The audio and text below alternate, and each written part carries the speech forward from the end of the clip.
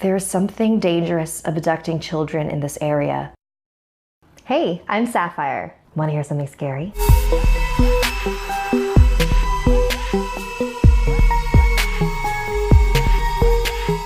You've heard of the Slender Man, but have you heard of the tall, slender woman?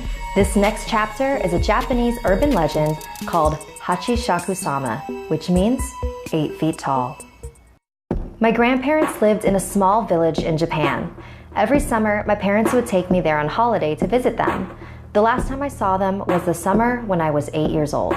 My grandparents were inside the house and I was playing by myself outside in the backyard. I heard a strange sound.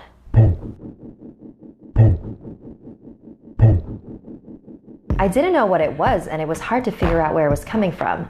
I was looking around, searching for the source of the noise, when I noticed something on top of the tall hedges that enclosed the backyard. It was a straw hat. It wasn't resting on the hedge, it was behind it. That's where the sound was coming from. Then the hat began to move. It stopped at a small gap in the hedge and I could see a face peering through. It was a woman, but the hedges were high, almost 8 feet tall. I was surprised at how tall the woman was. I wondered if she was wearing stilts or some sort of huge high-heeled shoes. Then, a split second later, she walked off and the strange noise disappeared with her, fading into the distance. Confused, I got up and ran back into the house. My grandparents were in the kitchen drinking tea. I sat down at the table and told my grandparents what I had seen. They weren't really paying attention to me until I mentioned that distinctive sound. They both froze. Grandma's eyes grew wide and she covered her mouth with her hand. Grandpa's face became very serious and he grabbed me by the arm. "This is very important," he said, very intensely. "How tall was she?" "As tall as the garden hedge." "Where was she standing? When did this happen? What did you do? Did she see you?" I tried to answer all his questions as best as I could. He rushed out to the hallway and made a phone call. I couldn't hear what he was saying, but after he hung up, he walked out the door. "Grandma, what's going on?" "There's something dangerous of abducting children in this area," she said. "We call it Hachishakusama. It takes on the appearance of an extremely tall woman and says, in a deep voice. A long time ago, it was captured by monks and they managed to confine it in a ruined building on the outskirts of the village. They trapped it using 4 jizo, small religious statues that they placed at the north, south, east, and west of the ruins so that it could not escape. But somehow, it did. The last time it appeared was 15 years ago. My grandmother said that anyone who saw it was destined to die within a few days. It all sounded so crazy. I wasn't sure what to believe. Just then, my grandpa came back, but with an old woman who called herself Kei-san. They took me upstairs to my bedroom and began covering the windows with newspaper, with ancient runes written all over them. Kei-san placed small bowls of salt in all 4 corners of the room and a small Buddha figure in the center. "Soon the sun will be setting, so listen carefully. You must stay in this room until 7:30 tomorrow morning.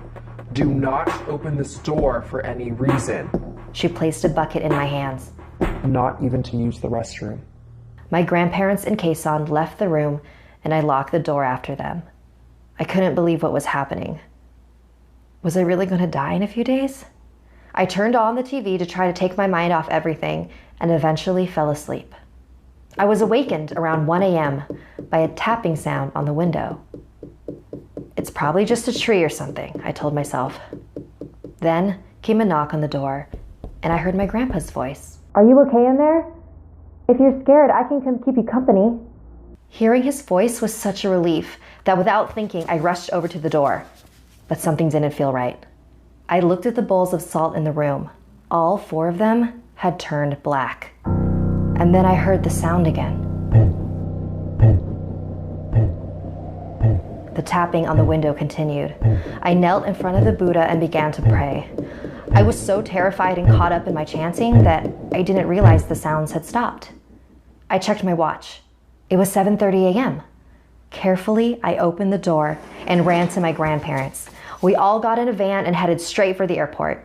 Apparently, there were others who had escaped the grasp of Hachishakusama as long as they never stepped foot in Japan again. So 2 years ago, when my grandpa got sick, he refused to let me visit him.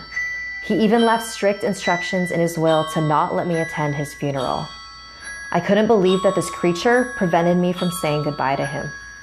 So when my grandma called a few days ago to tell me she had been diagnosed with cancer, I wasn't going to let her stop me from visiting. It's been 10 years, Grandma, and nothing has happened to me.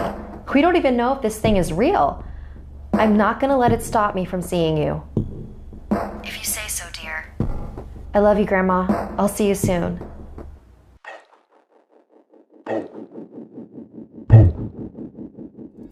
Like this video if it gave you the chills, and don't forget to subscribe to Snarled and our sister channels Hissy Fit and Slay Tricks.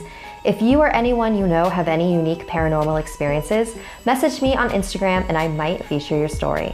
And if you dare to follow me, my links are in the description below. Until next time, sweet dreams.